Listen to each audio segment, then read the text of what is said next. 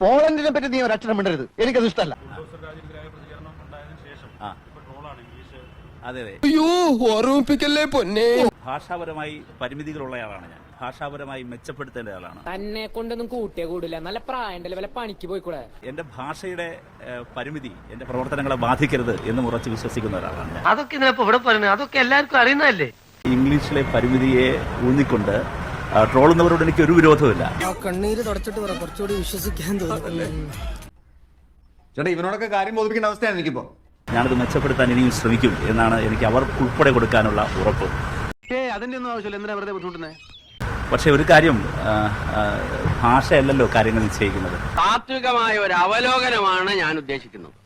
ഒന്ന്, അതാണ് നമ്മുടെ രാജ്യത്ത് കാണുന്നത്. അത് ശരിയാ, ജനങ്ങൾക്ക് നല്ല ബുദ്ധി വന്നാ പിന്നെ അവരെല്ലാ പാർട്ടിക്കാരെയും കല്ലെറിഞ്ഞ് കൊല്ലാനിടയുണ്ട്. ഞാൻ എന്റെ ഭാഷ മെച്ചപ്പെടുന്നവരെ കാത്തിരുന്നെങ്കിൽ ഇയാള് ചെയ്യണ ഒരു കർമ്മവും വിജയിക്കില്ല, ഇതോടെ ബോധ്യമായല്ലോ.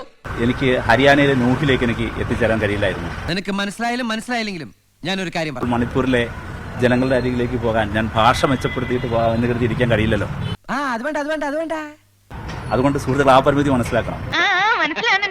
ഞാൻ ചെന്നപ്പോൾ ഭാഷ അറിഞ്ഞുണ്ടെങ്കിലും അവരുടെ വിഷമത്തിന്റെയും സങ്കടത്തിന്റെയും ഭാഷ മനസ്സിലാക്കാൻ എനിക്ക് പ്രയാസം ഉണ്ടായിരുന്നില്ല. ടെക്നിക്ക് പിടികിട്ടി.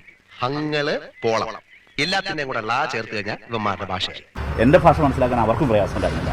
ഇത് തെലുങ്കും കന്നഡയൊന്നും അല്ല, ദൈവം ഉണ്ടാവുന്നതിന് മുമ്പുള്ള ഏതോ കാടൻ ഭാഷയാണ്. അതാണ് ഇംഗ്ലീഷൊന്നും അറിയാത്ത മനുഷ്യരാണ് അവര്. You know English? I don't know English.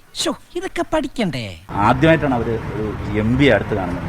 ആദ്യമായിട്ടാ നേരെ കാണുന്നത്. ഇതിപ്പം തൊട്ടാ സാധാരണ ഒരു വയറൻ അല്ലാതെ